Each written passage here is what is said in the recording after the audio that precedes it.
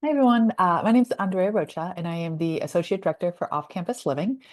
This is going to be a quick presentation, just an overview about off-campus, um, how to do the search, and then some facts that hopefully will be of service. So, to start, this is the city. If you're not familiar with San Francisco, we're pretty small, so it's only 7 miles long, and so 7 miles wide. So we call it like 7 by 7. As you can see where the skyscrapers are, that's downtown, and that is towards the east. And so if you go over the water to the bay, that's the East Bay. And then if you go towards the ocean, which is west, that is kind of the older part of the city. So you can think of the newer part, the bay, where the tech buildings were housed, newer office buildings, newer apartments. And then towards the west is kind of, again, the older part of the city, less apartment complexes. If they are apartment complexes, they're quite small, so maybe 4 or 5 stories. And then USF is actually right in the center between the ocean and the bay. And so this is just another view of the city. I like to use this just to show how compact we are. And so houses are typically touching. And if not, then there's probably an inch or two space between them. So again, super compact. And again, just another view, but hopefully you can get a sense that it is quite beautiful here. And about our office, so we do one-on-one coaching, we do assistant with the housing search process, such as webinars such as this, but we also help with landlord issues as well as roommate issues, and that could be in person or with Zoom. And just to give an overview, so the housing culture, we don't really have large complexes except if they're downtown, which if you remember from the first screen, was towards the bay. And these apartments were built not really for students at all, but actually for tech workers. So they're quite luxurious, which means they come with a high price tag. And that luxury buys you new amenities, it buys you amenities, and then a great view, right? Because you're literally overlooking the bay. There are no complexes that are just for USF students. So rather USF students live throughout the area, through all of San Francisco. And then as you can see, there's no designated neighborhood for USF students. Off-campus places aren't affiliated with the university. And so we're talking private landlords or maybe private companies. So that's something just to keep in mind. And maybe unlike other places, there isn't a universal timeline where every student needs to look by this date or everyone signs their lease on this date.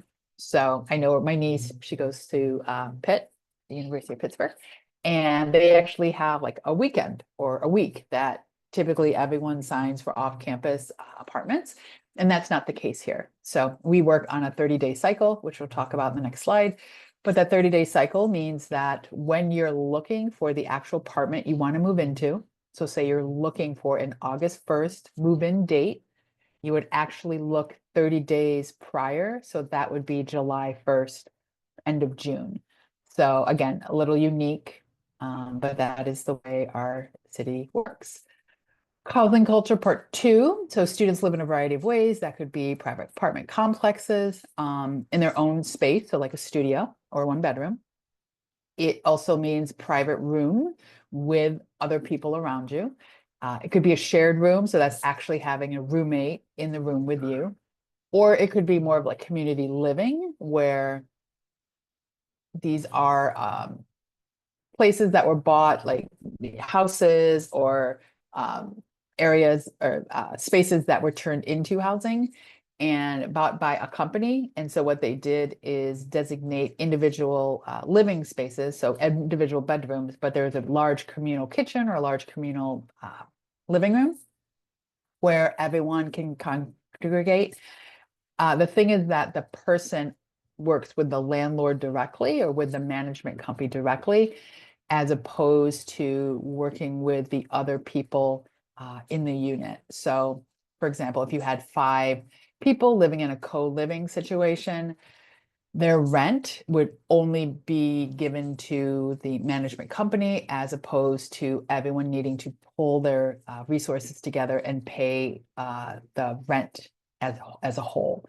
So that's different than if you rented to a private apartment where you rent as a unit. So the 5 people, if it was in a private apartment, would all pool their money together and then pay one lump sum. So I do like co-living because it does allow for the individual just to take care of themselves, which can be helpful. So leases here are typically 12 months. That means that students are going to be here over the summer, or at least in the beginning when they sign. So if they signed in May, they're going to be here for the summer on the front half. Or if they sign a lease in August, then they're going to be at the summer on the second half. So really just depends. If a student knows that they're not going to be, or if you know you're not going to be here over summer, you can get a subletter, possible, right? So pros, right? You get flexibility and you don't have to pay for an apartment that you won't be using. Downside is that you are giving up, well, you're responsible for the space and you're allowing someone else to be there. Meaning if they tend to have maybe a lot of parties or they cause damage, you're ultimately responsible. So I would just say, you want to vet the person very, very thoroughly. Again, I mentioned the 30-day cycle. So that is just something that's maybe unique to only San Francisco. Landlords won't hold apartments. So we just have too much of a competition in order for that landlords would do that. So just keep that in mind. And then rent, we call it the moving cost is the rent plus the deposit. So if your rent's $1,500, your deposit typically is $1,500, the moving cost is $3,000. And you need to have that money ready to go when you sign the lease. If you don't have that money, I doubt you're going to be able to sign the lease. So that is just something to be really clear about, knowing how much you need in order to start the move-in process. And then rent control, that's unique. Well, that's, I think, I don't know how many most cities, but in San Francisco, we have rent control. And all that means is that in older places that were built before 1979, the rent does increase, except it increases by a small amount. So the landlord can't set the price arbitrarily. It comes from the rent board, and it's usually like 1 or 2%. So again, there are no designated USF student neighborhoods. However, there are neighborhoods that are more common for students to live in, or typical, and that would be the outer and the inner Richmond. And that's to the north of USF, and it borders the Golden Gate Park. It's one bus line, so it's really easy. It's the older part of the city, so rents tend to be less. And then you could see the other areas as well: Panhandle, Coal Valley, Laurel Heights, outer and inner Sunset. The 3, Panhandle, Coal Valley, Laurel Heights, are all super close to USF, but the price tag is higher because of that location. Inner and outer Richmond is to the south of the park, and also great places, except it's usually 2 bus lines because you have to come east to get to USF if you're like the outer Richmond near the ocean. And you would also have to take a bus through the park. So that's just, something to be aware of. Certainly can be done, but it might provide a little bit more inconvenience. So this is what downtown Howard looks like. And so if you're like a grad student and your classes are at Howard, there is your building, and just gives you a sense of what our downtown be. These are average off-campus rental prices for undergrads. I would say grads are typically just a little higher, and I'll explain that in a minute. So shared bedroom and a shared space, again, you're living with someone between 1,800 and 1,100. That private room, so that is your own room, but you have roommates, usually 2 or 3. That's 1,200 to 1,600. For a grad student, that's typically higher because they typically want to leave or live with less people. So maybe if you're watching this, you're a grad student, maybe living with 3 or 4 other people isn't your thing. You just want to live with another person. That's great, but the price tag is going to go up. So maybe you will start at 1,600 to 1,800, for example. That studio, again, you're living totally alone. 1,800 to 22, again, is our range. I have seen some for 1,700. They're probably just smaller, and again, probably closer to the ocean, to the west. And then these 1-bedroom apartments, 26 to 36. So that's just something to consider. And again, knowing our market, San Francisco market, I think is top thing that you have to do, or have to know about. So realizing that we do have a competitive and higher market than most. Not here to judge it, right? It just is what it is. So just want you to be aware of it. So what would increase your rental costs? You could see by this list, right? So if it's newly remodeled, it's hardwood floors, if you have natural light, if you're looking at something pretty, if the location is prime time. So all of those would increase your rent. So if you have a higher rent than say what the average is that we provided, you could kind of go through this list and say, oh yeah, that's why it makes sense. Big time question I get is living off campus more expensive? No, not necessarily. It can be because our rents, can go pretty high. But if you do an average cost comparison, typically off campus is lower for how students are living and a little bit more flexibility. Pick your location, less people living, right, than in a traditional residence hall. But on the flip side, on campus, you also get like benefits, right? So you have an RA, so you have maybe another level of support around or comfort. You have people, directly around you within your residence hall, and you also have super accessible access to classes, right? Because you're probably just walking out of campus and, maybe it's 50 feet, maybe it's 1,000 feet, but it's not a bus ride. If you live on campus, it's, again, easy accessible to your own classes. Not to say that if you live off campus, it's not also can be easy. It just might take a little bit of thought process. So knowing when the bus comes, knowing how long your commute's going to be. If you are kind of in set on living off campus, then these are really the 3 highlights we want to mention. One, know the market. So that's exactly what we've been talking about, how much our rent prices are, knowing that in San Francisco, typically it's the 1st and the 15th, which is when you would rent. We work in that 30-day cycle, as I mentioned. So you look again 30 days before you're actually going to move in, but you can do your research prior. So I want you to think about that. So all the research you can do, knowing your budget, knowing the location, that's great. But the actual apartment isn't going to be listed probably until 30 days before you want to move in. We mostly work on they work private landlords or management companies. Second, right, you got to identify your budget, know when you want to move in. There's no perfect date. So I just tell students to find the date that works for you and go with that. Go with the budget that works for you first, then compare it to our market. Do not go higher than what is feasible for you. Absolutely not, because there's always something that's going to happen. So if you're hoping you're going to get a job here, and that doesn't pan out, but you needed that money in order to make rent, that's going to be a problem, right? So I would say first, really get clear about what your budget is and then move from that space. And then to start your search, right? You can meet with us individually. You want to think about, do I need a co-signer, which is someone who's going to guarantee that, if you don't pay rent, they would. And that's typically a guardian or someone with a full-time job, does not have to be related to you. You narrow down the housing options. You could, put out your post. If you're looking for roommates, you could put that on social media. You could put that on our rental website. So again, just think of knowing the market, identify your budget and move-in date, and then the search process, just getting your things together.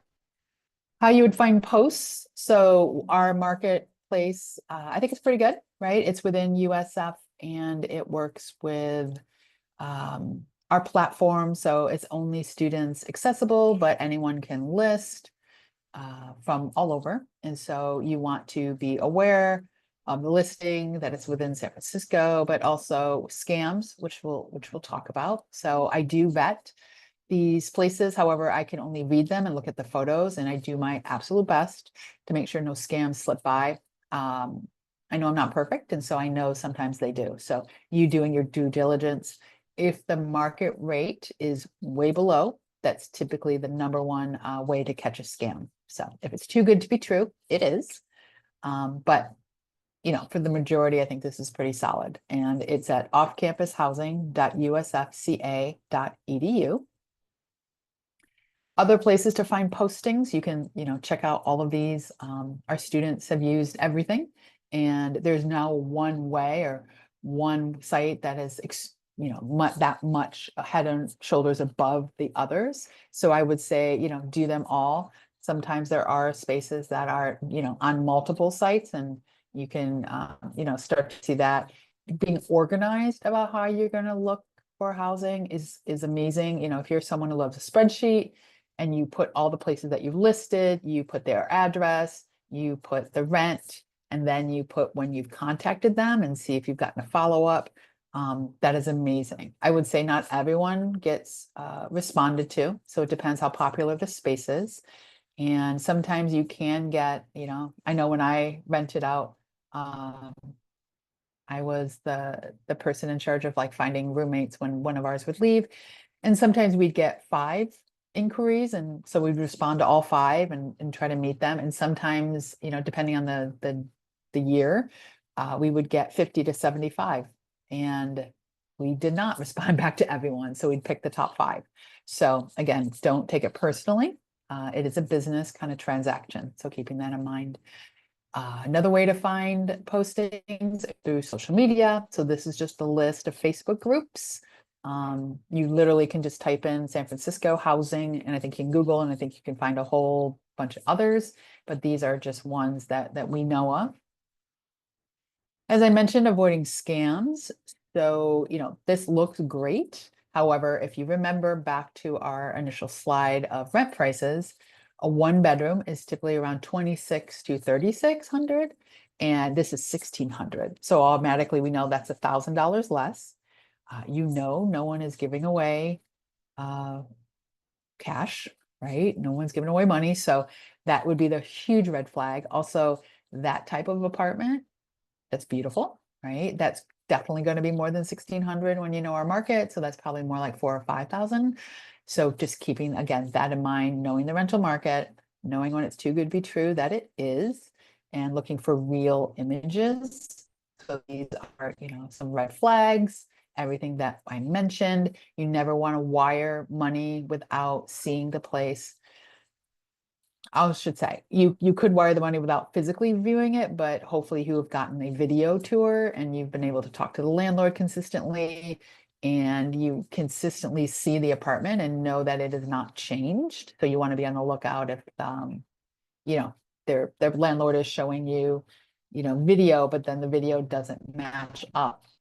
Those type of things. You want to type in the address and make sure that it actually comes up as a place. I had a student who did that, and they came up to a gas station, right? So that was a scam.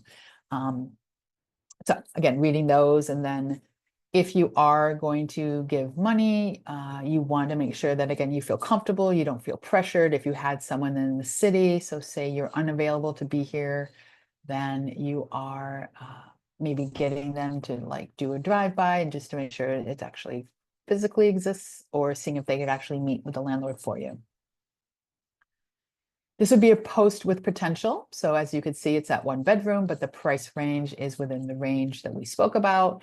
It's clear photos. It makes sense that it would be brand new or open because it's opening the unit.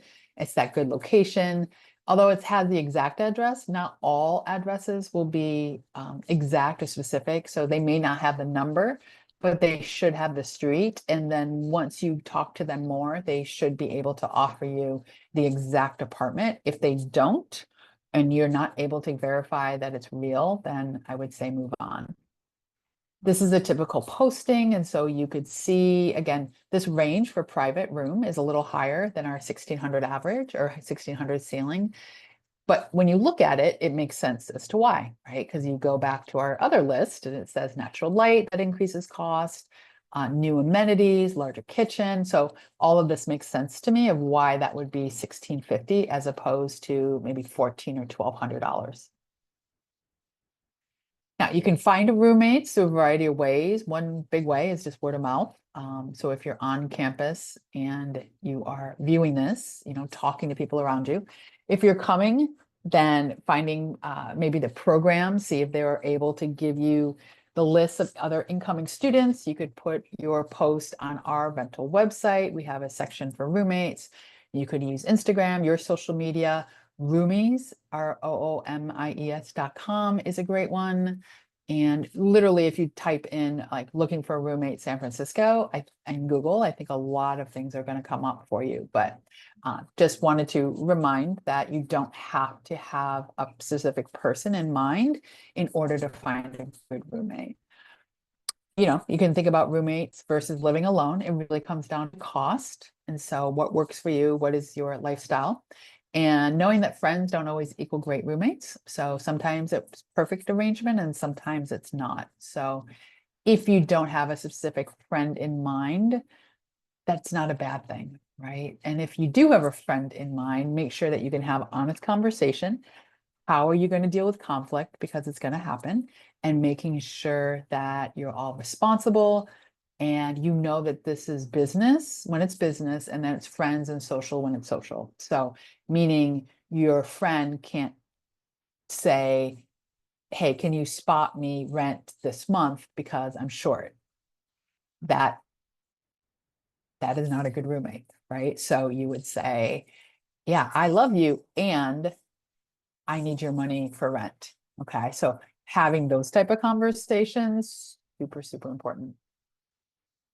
And then what to know before setting a lease, this probably makes sense. You want the lease information, of course. You want to know the rental month or the rental payments monthly, how much the deposit's going to be.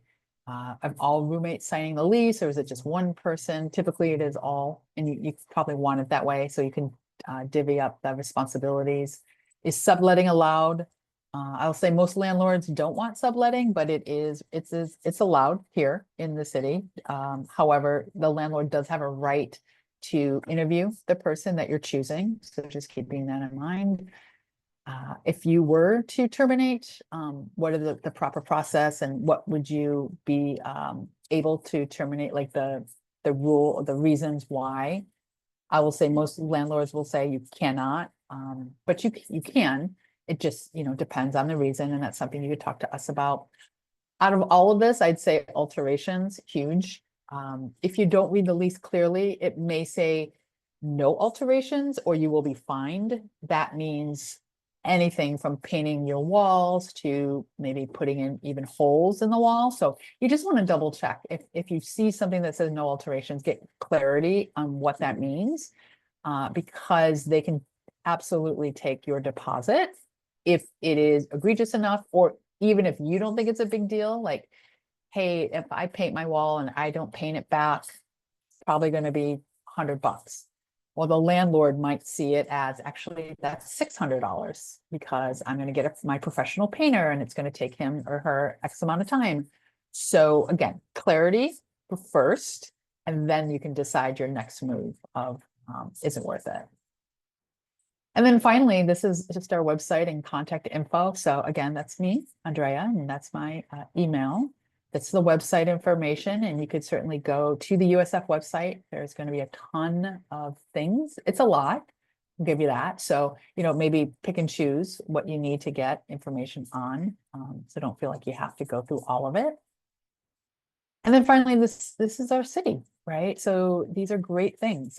I like to think of the rent that you're paying is also providing you access to these things, which are pretty amazing, right? So take advantage. Go to Golden Gate Bridge on a beautiful day. Take a ride on the cable car. Go see California Street, which is right there.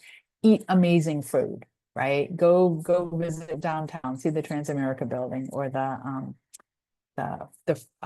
Legion of Honor, right? So take advantage of the city because you're actually paying for it. Okay, so just something to consider. If you have specific questions, you can certainly email me, and we can set up a one-on-one appointment. So thanks so much for listening, and I hope that this was helpful. And maybe we'll talk soon. Okay, take care. Bye.